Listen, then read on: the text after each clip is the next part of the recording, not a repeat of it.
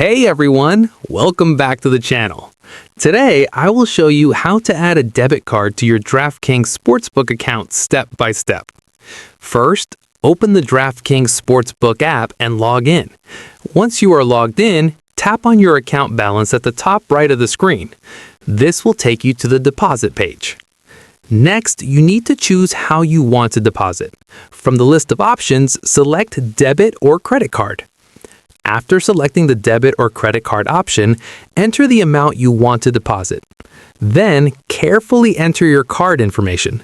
Make sure the card number, expiration date, and name match exactly what is on your card. Once all the details are entered, review everything one last time. When you're ready, tap the Deposit Now button to complete the process. That's it.